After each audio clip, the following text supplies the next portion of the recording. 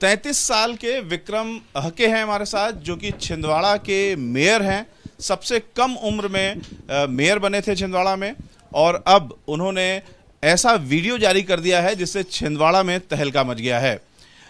इसी महीने 18 दिन पहले आपने बीजेपी ज्वाइन की थी और अब आपने वीडियो जारी करके अपील की कि नकुल नाथ को वोट दिया जाए। क्या है ये हृदय परिवर्तन?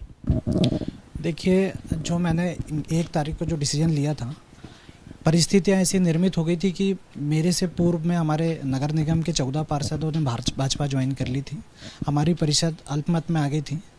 कहीं ना कहीं मुझे ऐसा लग रहा था कि जो जिम्मेदारी छिंदवाड़ा की जनता ने दी है उसमें हमें काम करने में मुझे असुविधा होगी।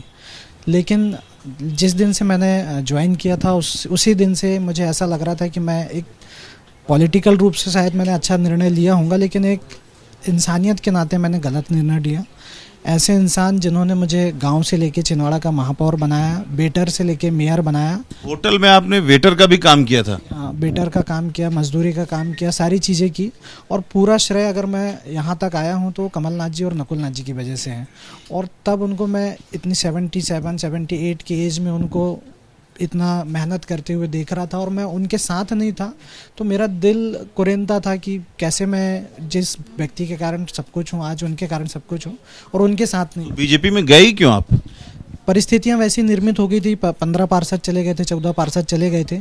कहीं ना कहीं ऐसा लग रहा था कि महापौर से पद से हट जाएंगे, काम करने को नहीं मिलेगा। लेकिन आज जो मैंने निर्णय लिया हूँ, जो भी परिस्थितियां रहेंगी, अब पद रहे, पोस्ट रहे, ना रहे, मैं कमलनाथ जी के साथ हूँ और हमेशा। कमलनाथ जी और नकुल नाथ जी का कोई फोन आया था? भारी दबाव है आपके ऊपर?